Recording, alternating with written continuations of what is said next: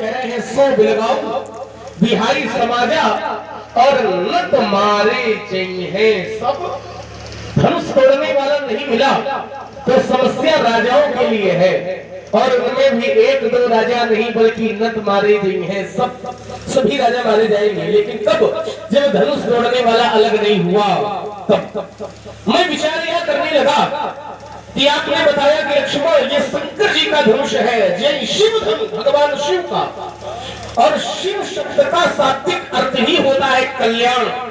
भगवान शंकर से जो जुड़ गया, जिसने अपना समर्पण भगवान शंकर के चरणों में समर्पित कर दिया, उसका कल्याण हो जाता है, भव से बेड़ा पार हो जाता है। क्योंकि भगवान शंकर के समान जगत में कोई कृपालु है ही नहीं। आशुतोष, आशु माने शीघ्र और तोष माने प्रसन्न होने वाले, भगवान शंकर तो बहुत थोड़े में ही प्रसन्न होने वाले हैं। आशुतोष तुम अवधर मुंह मांगा वरदान देने वाले हैं। आशुतोष तुम अवधर दानी और आरती हरहु दीन जन। तो जो भगवान से जुड़ गया, मेरा ध्यान एक घटना की ओर चला गया। महात्मा मृकंद के जीवन में कोई संतान सुख नहीं था, तो मृकंद ने महात्माओं से पूछा कि हमें पुत्र कैसे प्राप्त हो। तो महात्माओं ने बता दिया कि तुम्हारी भाग्य में तो संतान का सुख है ही नहीं। तो मृकंद जी चिंतित हो गए, पुनः संतों से पूछा कोई मार्ग तो होगा जिससे हमें संतान प्राप्त हो सके। तो महात्माओं ने निर्णय ये दिया कि तुम्हारी भाग्य में यद्यपि संतान का सुख नहीं है, लेकिन भगवान शंकर की कृपा यदि मिल जाएगी तो तुम्हें संतान का सुख प्राप्त हो सकता है। क्योंकि भगवान शंकर में यह सामर्थ्य है कि भाव्यों में की सके त्रिपुरारी होनहार को मिटाने की शक्ति भी भगवान शंकर में है। यदि भक्त भावना में आकर के भगवान का स्मरण करता है तो मंत्र महामणि विषय ब्याल के और नेतक कठिन कुवम भाल के।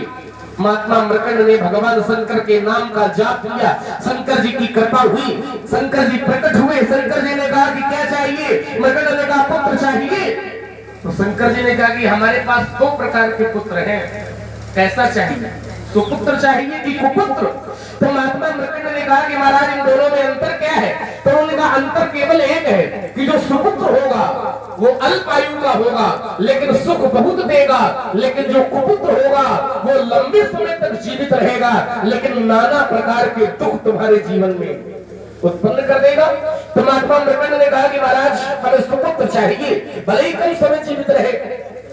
भगवान शंकर की कृपा हुई, पुत्र उत्पन्न हो गया, पुत्र प्राप्त हो गया। 5 वर्ष की केवल अवस्था थी, समय बीतने लगा। तो मृकंड को पुनः चिंता हुई, क्यों? क्योंकि 5 वर्ष के बाद पुत्र समाप्त हो जाएगा। तो महात्माओं से पुनः निर्णय किया कि क्या होना चाहिए, पुत्र कैसे दीर्घायु को प्राप्त हो। तो महात्माओं ने पुनः बताया कि भगवान शंकर कृपा कर दे तो ये अल्पायु से दीर्घायु हो जाएगा। बालक भगवान शंकर की आराधना करने लगा, शंकर जी का नाम जपने लगा, ओम नमः शिवाय मंत्र का जाप करने लगा। और वह दिन आ गया जिस दिन बालक की आयु समाप्त होनी थी। यमराज आए, यमराज माने काल प्राण लेने आए, लेकिन काल प्राण लेने में सफल नहीं हो पाए। क्यों? क्योंकि बालक पर महाकाल की कृपा हो गई थी। और सिद्धांत कहता है अकाल मृत्यु वो मरे जो काम करे चांडाल का, और काल उसका क्या करे जो भक्त है महाकाल का। भगवान शंकर की कृपा हो गई तो काल को उल्टे पैर वापस लौटना पड़ा। यमराज बाल बाका नहीं कर पाए। तो मैं विचार यह करने लगा कि जब यमराज बालक का बाल बाका नहीं कर पाए तो फिर शंकर जी से तो धनुष ये जीवन भर जुड़ा रहा। बालक भगवान शंकर के चरणों से जुड़ गया तो यमराज बाल बाका नहीं कर पाए, और धनुष ये जीवन भर भगवान शंकर से जुड़ा रहा। तो फिर धनुष तोड़ने वाला धनुष तोड़ने में सफल कैसे हो गया? मैं विचार यह करने लगा। दूसरी बात, महाराज धनुष तोड़ने वाले ने कोई अनुचित कार्य नहीं किया है। धनुष तोड़ने वाले ने गुरु आदेश का पालन किया है, और हमारी संस्कृति है कि हम गुरु आदेश का पालन करें, माता पिता की आज्ञा का पालन करें।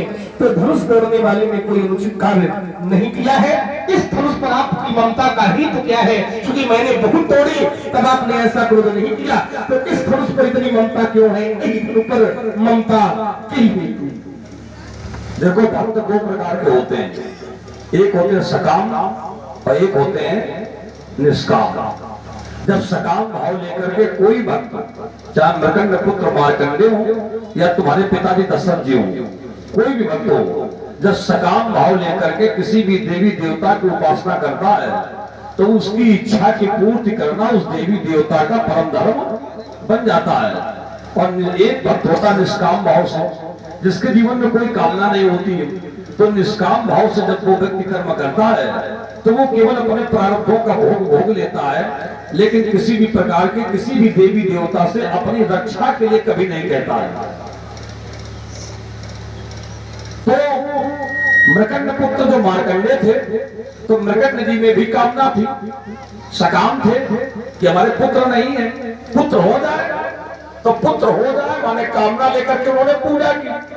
और जो मार्कंडे जी थे उन्होंने भी ओम नमः शिवाय या महामृत्युंजय का मंत्र का जाप किया मंदिर में बैठ करके, तो उनकी भी कामना थी कि हमारा प्राण ना हो।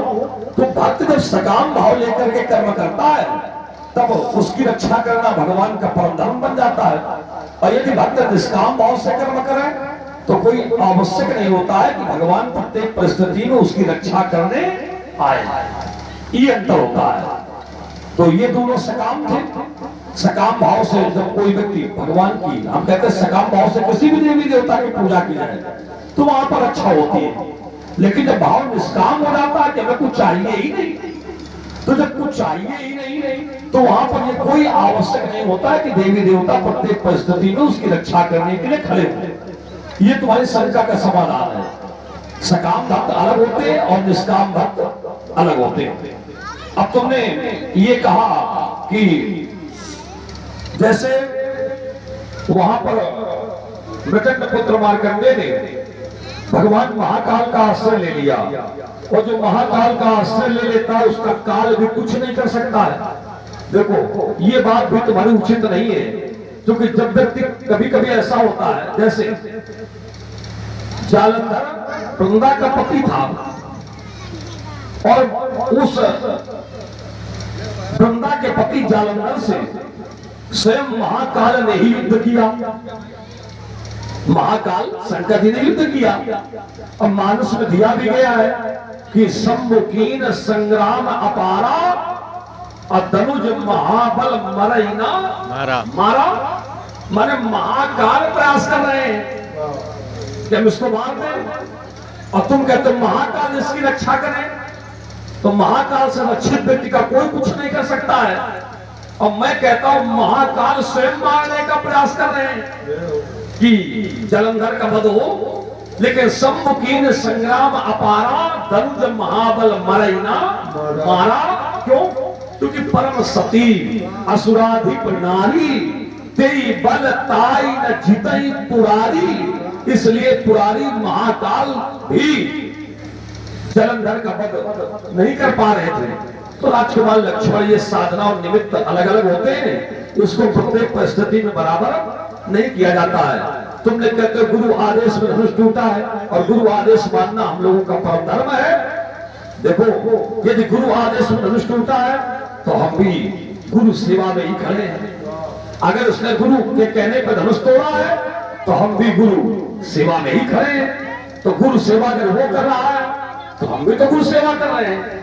ये कोई नियम नहीं होता है कि एक व्यक्ति गुरु सेवा करे और दूसरा व्यक्ति अपने गुरु सेवा से वंचित हो जाए। अगर उसने गुरु सेवा की है तो क्या हम गुरु विरोध में खड़े हैं? हम भी तो गुरु सेवा में ही खड़े हैं। तो एक गुरु सेवा का समर्थन और एक गुरु सेवा का विरोध ये तुम्हारे आचरण में दिखाई पड़ रहा है। तो ऐसा क्यों हम अपनी बात को इसी जगह पर छोड़ देते हैं? चलिए महाराज, आपकी दो बातें आई और इन दोनों बातों का उत्तर मैं ये देता हूं। हमने ये कहा कि भगवान ही भगवान से जुड़ जाएगा तो फिर भगवान अपने भक्त की रक्षा करते। जैसे भगवान शंकर ने बालक मृकंड की जीवन मार्कंडे की जीवन की रक्षा कर ली, तो आपने इसमें बताया कि दो प्रकार के भक्त होते हैं, सकाम भक्त और निष्काम भक्त। तो सकाम भक्त की रक्षा के लिए भगवान आते हैं, लेकिन निष्काम भक्त के लिए कभी कभी ऐसा भी होता है कि रक्षा के लिए भगवान को बुलाते नहीं है। अब आइए, चाहे सकाम भक्त हो चाहे निष्काम भक्त हो, समझना बात, चाहे सकाम भक्त हो और चाहे निष्काम भक्त हो, यदि वो भगवान का भक्त है और उसके जीवन में संकट है, समस्या है, तो भगवान को भक्त बुलावे चाहे न बुलावे, लेकिन भगवान अपने भक्त की रक्षा के लिए सदैव, जैसे इसको दूसरी भाषा में समझ लिया जाए, एक पुत्र माता की बहुत सेवा करता है, सकाम है, और दूसरा निष्काम है। तो चाहे सकाम हो या निष्काम हो, पुत्र के जीवन पर यदि संकट आएगा तो माता आगे आ जाएगी, लेकिन पुत्र के जीवन पर कोई संकट आने नहीं देगी। ऐसे ही भगवान का भक्त चाहे सकाम हो या निष्काम हो, लेकिन संकट में होगा तो एक सिद्धांत कहता है, कर्म सदा तिनके रखवारी और जिन बालक राखे। जैसे माता अपने पुत्र की रक्षा करती है, वैसे ही भगवान अपने भक्त की रक्षा, चाहे वो सकाम हो या निष्काम हो। जैसे आपने निष्काम की बात बताई, प्रहलाद जी तो निष्काम भक्त थे, भगवान का चिंतन ही करते थे, कोई लेना देना संसार से नहीं था, हमें क्या चाहिए क्या नहीं चाहिए कोई मतलब नहीं। लेकिन जब जब संकट आया, एक बार होलिका गोद में लेकर के बैठ गई प्रहलाद को, ताकि हम जला सके। लेकिन भगवान के भक्त पर जब संकट आया तो भगवान का नियम यह है कि जिस पर भगवान की कृपा हो जाती है तो गरल सुधा रिपु करे मिटाई, और गौपद सिंधु अनल, अनल माने आग, शीतलाई माने ठंडी, जिसके लिए आज भी ठंडी हो जाती है, जहर भी अमृत बन जाता है, ऐसी भगवान की कृपा होती है। और भगवान ने अपने भक्त की रक्षा कर ली। तो जब भगवान ने रक्षा वहां कर ली, प्रहलाद की कई बार, एक बार तो भगवान ने खंभा फाड़ करके प्रहलाद की रक्षा की। कश्यप ने कहा कि क्या तुम्हारा भगवान इस खंभे में है? तो भक्त प्रहलाद ने कहा कि हाँ, हमारा भगवान इस खंभे में है। तो भक्त की जहां हाँ, भक्त की जहां पर हाँ भगवान है वहां। भक्त की बात समाज से न चली जाए, झूठी न चली जाए, तो प्रबल प्रेम के पाले पढ़कर प्रभु को नियम बदलते देखा, और स्वयं का मान भले टल जाए लेकिन भक्त का मान न टलते देखा। तो भगवान खंभा फाड़ करके अपने भक्त की बात की रक्षा के लिए प्रकट हो गए और रक्षा कर ली। शंकर जी का धनुष, तो शंकर जी धनुष से प्रकट हो जाते, रक्षा कर लेते। तो हमारे कहने का तात्पर्य ये कि भगवान शंकर भगवान है, और शंकर जी का ये धनुष है, और शंकर जी ने बचाना नहीं चाहा है, शंकर जी का धनुष, और शंकर जी ने नहीं बचाना चाहा है। तो तुम महाराज काहे चक्कर में पड़े? और सुन रहे हैं आप लोग, श्री पुरुष। इसमें एक दृष्टांत आपने जालंधर का भी दिया कि जालंधर को शंकर जी मारना चाह रहे थे, तो आपने कहा कभी कभी लक्ष्मण ऐसा भी होता है कि शंकर जी मारना चाह रहे थे लेकिन फिर भी मार नहीं पा रहे थे। देखिए, ये प्राय नहीं होता महाराज, ये कभी कभी होता है। और अच्छे लोग बैठे हैं, जो बात कभी कभी होती है वो सिद्धांत में नहीं होती है, अपवाद। कभी कभी वाली बात को अपवाद कहा जाता है, और लड़ाई सिद्धांतों पर लड़ी जाती है, लड़ाई नियमों पर लड़ी जाती है, लड़ाई कभी भी अपवाद पर नहीं लड़ी। जैसे सिद्धांत क्या है, किसी से पूछा जाए एक व्यक्ति के हाथ में कितनी उंगलियां होती है, क्या नियम है? उत्तर आदमी करेगा कि 5 होती है, लेकिन कभी कभी ऐसा होता है कि 5 नहीं 6 भी होती है। सिद्धांत क्या है? सिद्धांत ये है कि एक वर्ष में 12 महीने होते हैं, नियम ये है। लेकिन कभी कभी ऐसा होता है कि 12 नहीं 13 भी होते हैं वर्ष में महीने। तो बात 13 की भी सही है, लेकिन वो अपवाद के स्वरूप है। प्रश्न पत्र में यदि आएगा कि एक वर्ष में कितने महीने होते हैं, तो यदि 13 लिखोगे तो काट दिया जाएगा, उत्तर गलत है, 12 लिखना पड़ेगा। तो लड़ाई नियमों पर लड़ी जाती है। भगवान शंकर मारना चाह रहे थे, वृंदा के पातिव्रत धर्म की शक्ति थी, इसलिए मार नहीं पाए। ऐसा कभी कभी होता है कि शंकर जी मारना चाहे और सामने वाला न मारे, लेकिन नियम क्या है?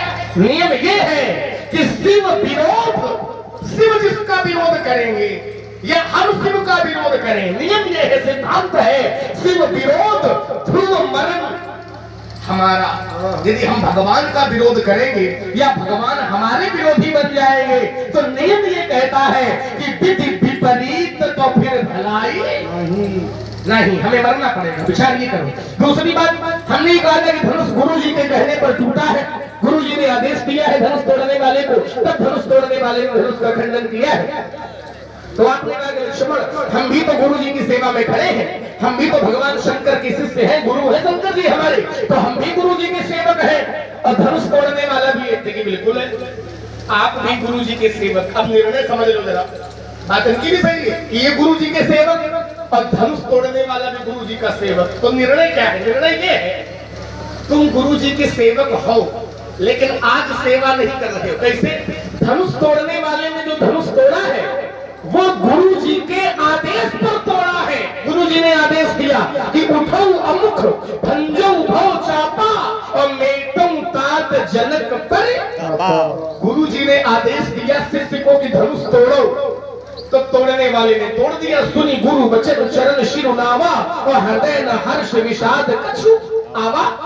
धनुष तोड़ने वाले ने गुरु जी के कहने पर धनुष तोड़ा है, लेकिन परशुराम जी गुरु जी के कहने पर यहाँ पर नहीं आए।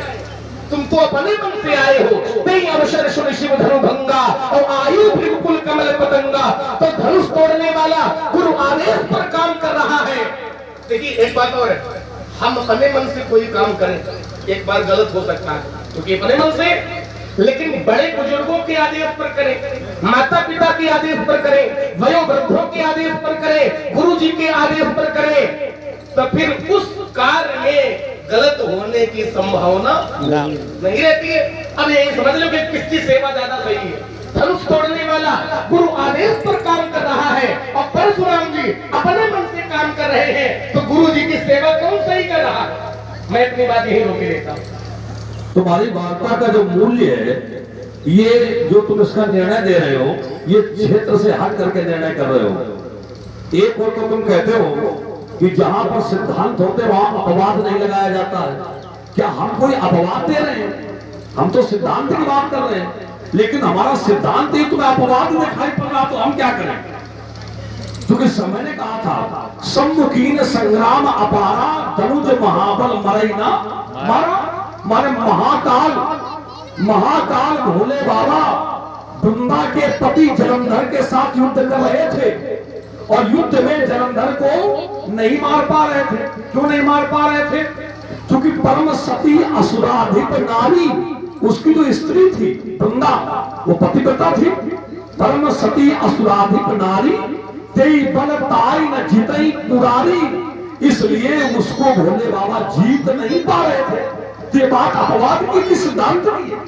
और मैं कहता हूं ये बात अपवाद नहीं है। तुम अपवाद को सिद्धांत समझ रहे हो, तुम्हारी बुद्धि बेकार है, तुम्हारी बुद्धि संतुलित नहीं है। ये अपवाद नहीं है, ये सिद्धांत है।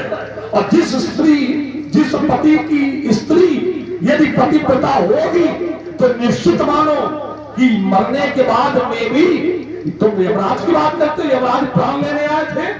यमराज यदि प्राण लेकर के चले भी जाए, यमराज यदि प्राण भी निकाल ले, और किसी व्यक्ति की स्त्री यदि सती है, पतिव्रता है, तो अपने मृत व्यक्ति के, अपने मृत पति के प्राणों को भी यमराज से छीनने की सामर्थ रखती है। क्या बात करते हो तुम? बात ही नहीं समझ पा रहे हो, कहीं की बात कहीं लगा रहे हो। अपवाद सिद्धांत की इसमें कोई बातें नहीं है। 12 महीने लिख दिए जाए, काट दिया जाएगा, 13 महीने नहीं होते, 12 महीने होते, 13 काट दिए जाए, ये बातें नहीं। तुम व्यर्थ की बातें पता नहीं कहां घुमा रहे हो, ये विषय नहीं है। अगर सिद्धांत से हट करके अपने बात की हो तो तुम बताओ भाई, भोले बाबा वध क्यों नहीं कर पा रहे थे? क्योंकि उसकी स्त्री वृंदा पतिव्रता थी, और पतिव्रता की शक्ति में कितनी सामर्थ्य होती है, इसलिए भोले बाबा वध नहीं कर पा रहे थे।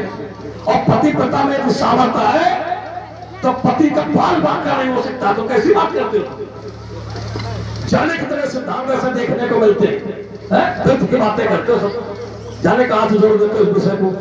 देखो विचार करो, अत्रि जी की पत्नी अनुसुईया जी पतिव्रता थी, और उन्होंने माता गंगा की धारा को प्रकट कर लिया। और इतना ही नहीं, सूर्य की गति को भी उन्होंने रोक दिया था। तब जब उनकी सखी के किसी पति का प्रांत होने का साथ ऋषि मुनि ने दे दिया था, तब उन्होंने लगी कि मेरे पति का तो प्रांत हो जाएगा, मेरे पति की रक्षा कैसे होगी? सूर्यास्त होगा, मेरे पति का प्रांत हो जाएगा। अनुसुईया जी ने कहा परेशान ना हो, मैं रक्षा करूंगी। और उन्होंने अपनी पतिव्रता शक्ति का उपयोग किया, तो सूर्य को अस्त होने से ही रोक दिया। तब ब्रह्मा जी को आना पड़ा। अब बताइए, सूर्य की गति को रोक देना क्या तुम्हारे बस की बात है? क्या तुम्हारे पिताजी के बस की बात है? तो कहने का अर्थ ये बात हमारी जो है ये अपवाद नहीं है, सिद्धांत की है। पतिव्रता, अगर तुम अन्यथा अगर तुम समर्था ईश्वर, वो ईश्वर है, वो कुछ भी कर सकते हैं, लेकिन समर्थ होने के बाद में भी उन्होंने क्या किया? तब आगे फिर छल करी तारे तास व्रत, छल करी तारे तास व्रत, प्रभु सुर कारज कीन, और जब कई जाने मरम तब सांप को पकड़ी दीन। इधर भगवान नारायण ने गंगा का सतीत्व नष्ट किया और उधर भोले बाबा ने युद्ध में। और हमारे भैया राम प्रकाश यादव जी, आपने ये संयुक्त रूप से श्री चरणों में 35 इधर भंग किया और उधर पराजित हुआ। तो कहने का अर्थ ये कि ये अपवाद की बात नहीं, सिद्धांत की बात है। और सिद्धांत की बात को यदि तुम अपवाद समझ रहे हो तो दोष तुम्हारा है। अपनी बुद्धि पहले सुधारो और उसके बाद हमारे शब्दों पर विचार करो। दूसरी बात मैंने कहा था, भक्त होता निष्काम, एक होता सकाम। सकाम भक्त जब अपनी कामना को लेकर के भगवान से याचना करता है तो भगवान उसकी रक्षा करने के लिए आते हैं। तो तुमने इस बात क्या जोड़ दी? बोले निष्काम सकाम दोनों एक ही भक्त होते हैं। और वो करो सदा तिलके रखवारी और जिमी बालक राख है मातारी। फिर तुम उल्टी बात कर रहे हो। वहां की चौपाइयों को थोड़ा आगे पीछे पढ़ो तो वहां क्या दिया गया है? ये किस प्रकार के, ये किसकी बात कही गई है?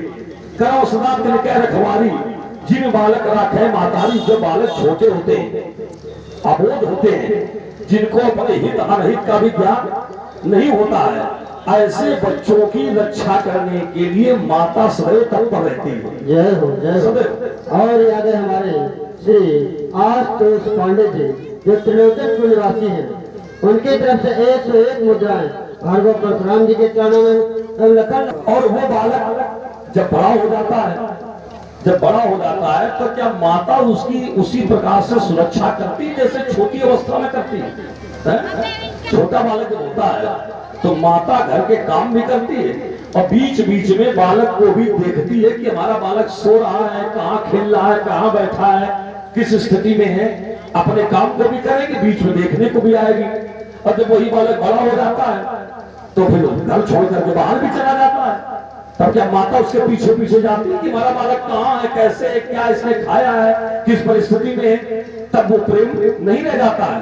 तो जो अबोध होते हैं, जिनको एकमात्र सहारा अपनी माता का ही होता है, उनकी रक्षा की, क्योंकि माता का ही एक सहारा है ये भी कामना है, अपनी माता का ही एकमात्र सहारा है। अजात पक्षाई मातरम खगा, जैसे छोटा पक्षी होता है जिसके पंख नहीं उगे होते, अजात पक्षा उसको कहते हैं। तो अजात पक्षा जो पक्षी होता है वो घोंसले में बैठा हुआ बार बार प्रतीक्षा करता है हमारी माता कब आएगी, माता कब आएगी।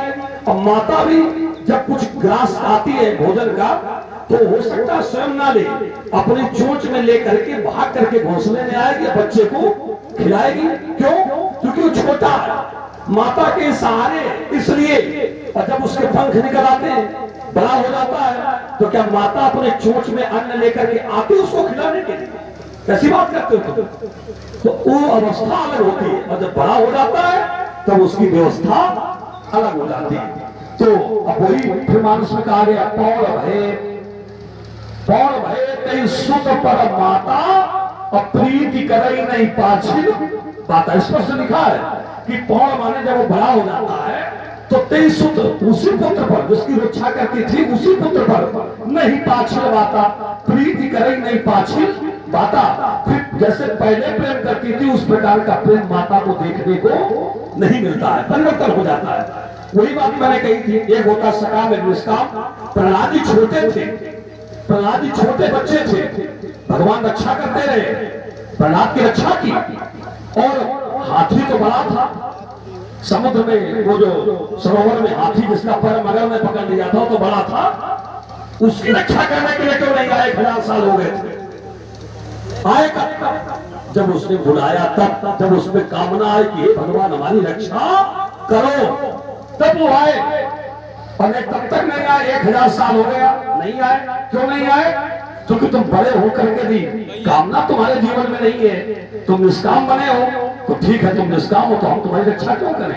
ऐसी परिस्थितियां हो जाती है। इसलिए सकाम और निष्काम भक्तों की मैंने बात कही थी और उसको तुमने जोड़ दिया प्रहलाद जी से। प्रहलाद जी तो बालक थे, अबोध थे, और वही प्रहलाद जी जब बड़े हो गए तो क्या भगवान से युद्ध नहीं किए? स्वयं नारायण से युद्ध किया और भगवान ने स्वयं उनसे युद्ध किया।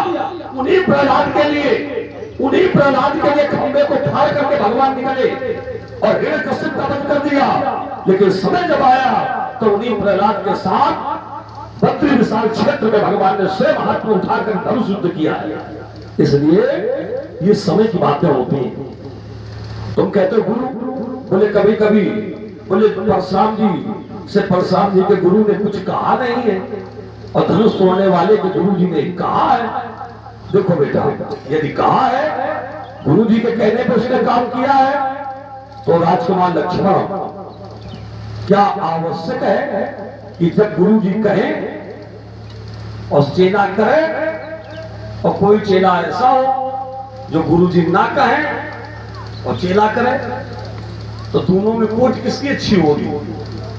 एक वो है जो पिताजी के कहने पर सेवा करता है, और एक वो है जो बिना कहे पिताजी की सेवा करता है। तो दोनों में अच्छा किसको माना जाएगा?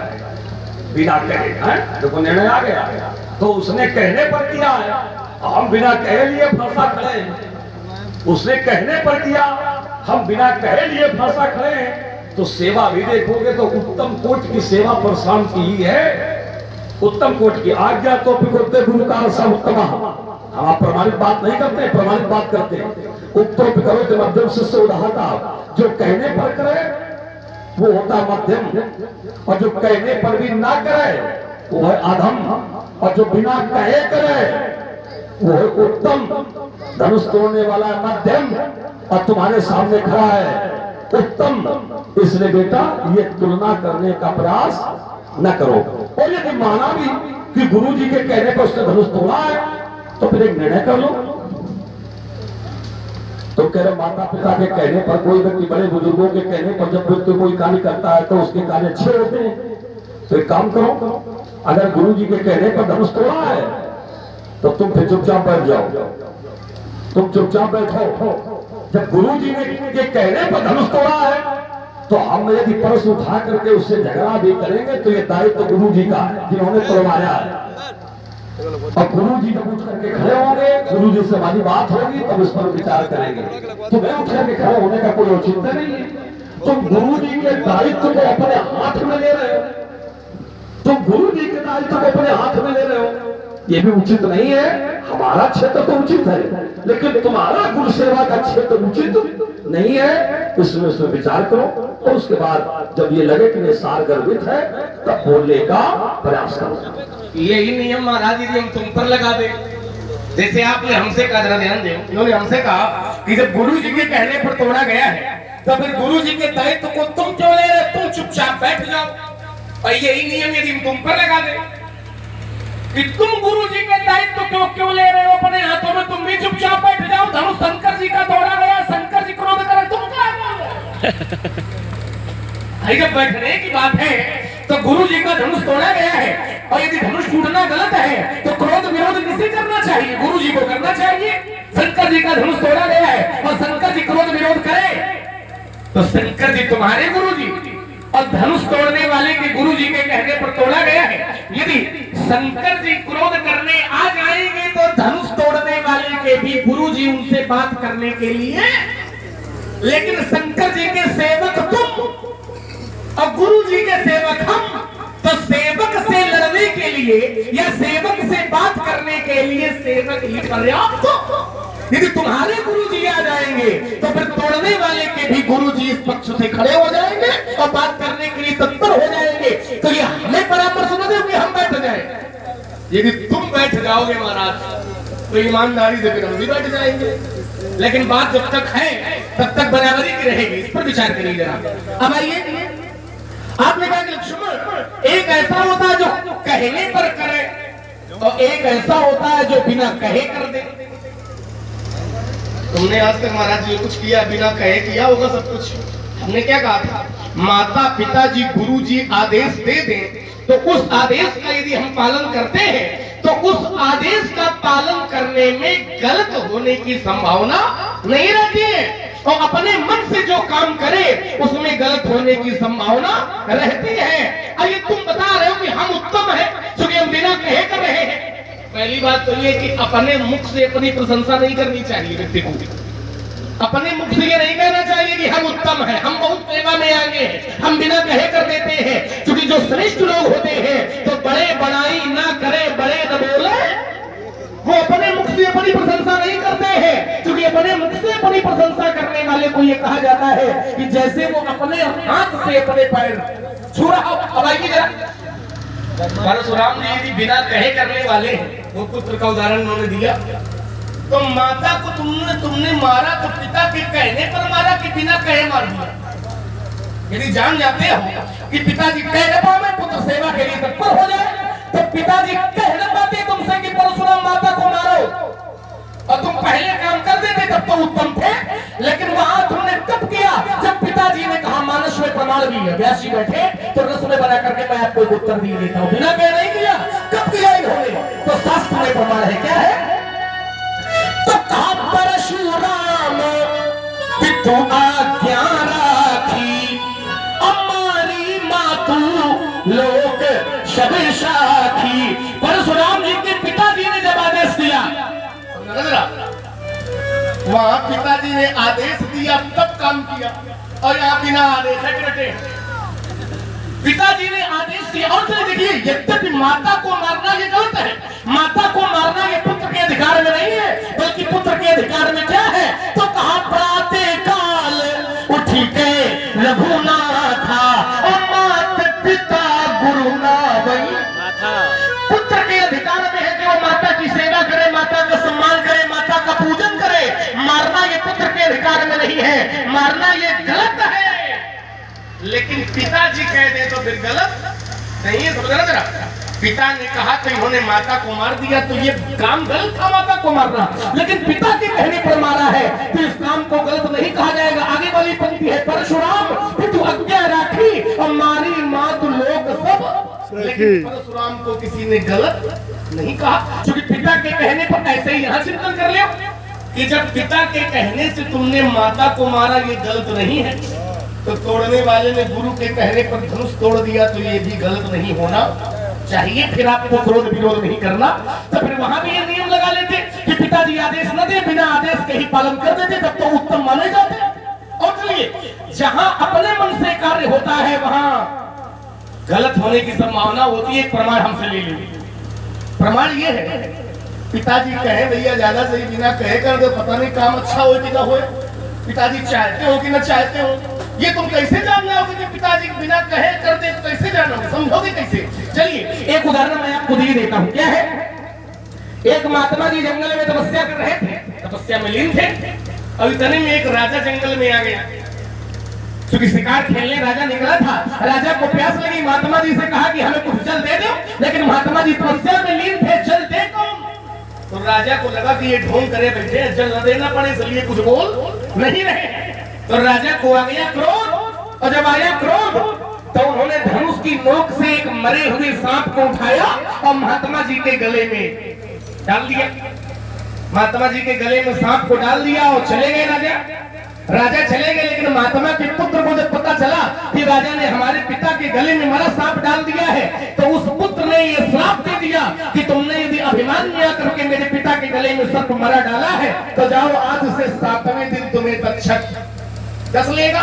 देखिए, पिता के बिना कहे पुत्र ने श्राप दे दिया। पिता के बिना कहे पुत्र ने राजा को श्राप दे दिया। लेकिन जब पिता को जानकारी मिली कि हमारे पुत्र ने उस राजा को श्राप दे दिया है, तो पिताजी ने पुत्र को बहुत डांटा। तो ये कहा कि अरे मूर्ख बालक, तुमने ये क्या किया? राजा तो हमारे अधिकारी होते हैं, राजा की प्रजा में हम सभी रहते हैं, और राजा को श्राप दे करके ये काम तुमने अच्छा नहीं किया है, ये काम तुमने गलत किया है।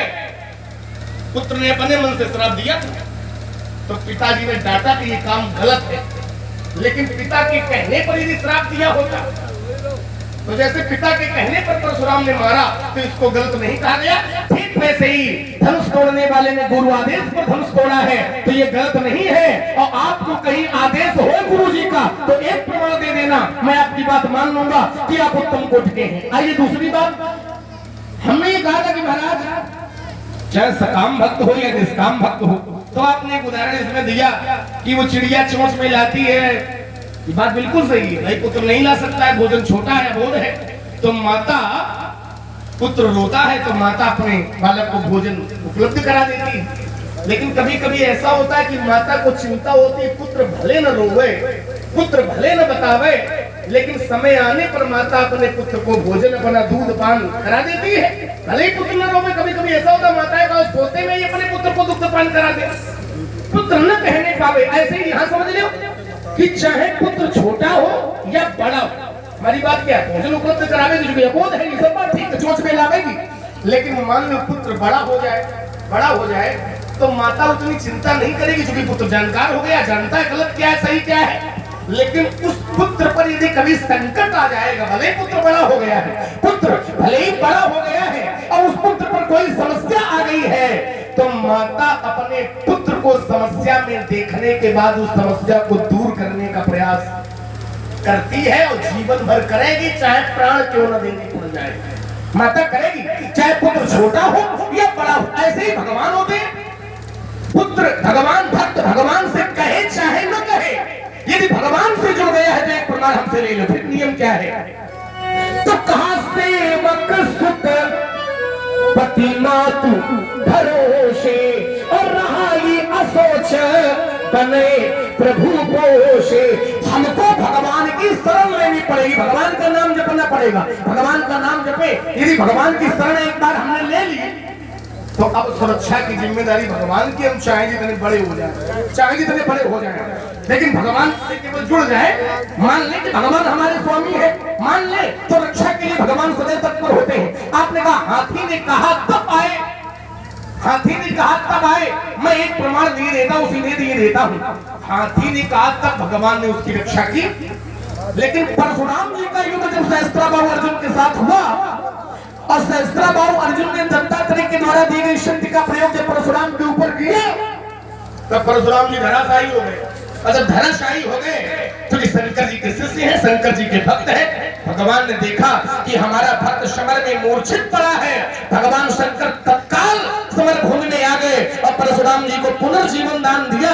तो हमारे कहने का तात्पर्य केवल इतना है कि भक्त चाहे भगवान से कहे या न कहे, पुत्र माता से कहे या न कहे, लेकिन यदि संकट पुत्र या भक्त पर आएगा तो भगवान उसकी रक्षा के लिए सदैव तत्पर। और हमारे